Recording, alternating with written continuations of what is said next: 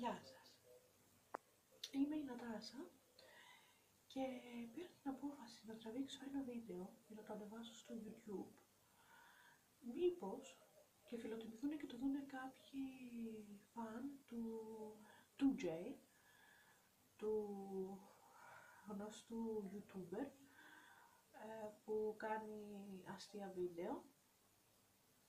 Έτσι λοιπόν, πήρα την απόφαση να φτιάξω αυτό το βίντεο μιλώντας σε όλους εσάς τους fans του 2J. Okay. Θα πιάσω αυτό το θέμα και θα πω ένα πράγμα. Παρατήρησα για λίγο τα όσα του στέλνετε. Ασχολίαστο.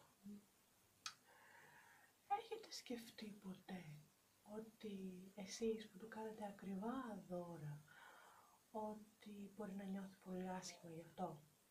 Δηλαδή, αναρωτιέμαι άπειρες φορές και τι πρόβλημα έχετε? Δεν έχετε που να χαλάσετε χρήματα και τα χαλάτε με το να παίρνετε ακριβά δώρα του 2J. Έχετε σκεφτεί ποτέ ότι αυτός ο άνθρωπος μπορεί να νιώθει άσχημα με όλα αυτά που του στέλνετε? By the way, μάλλον όχι. Επιτέλους, εσείς οι fans και ειδικά οι κοπέλες που του στέλνετε κάποια δώρα, πάρτε χαμπάρι πως ζούμε στην Ελλάδα της κρίσης. Ναι, δυστυχώς.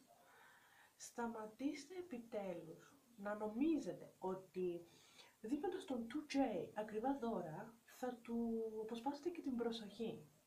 Ναι, μέγα λάθος. Επιτέλους,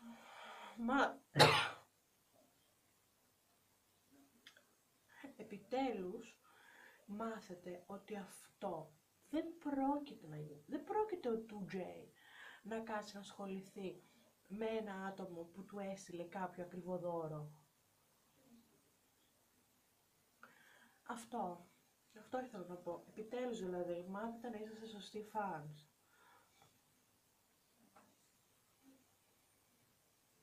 Ναι.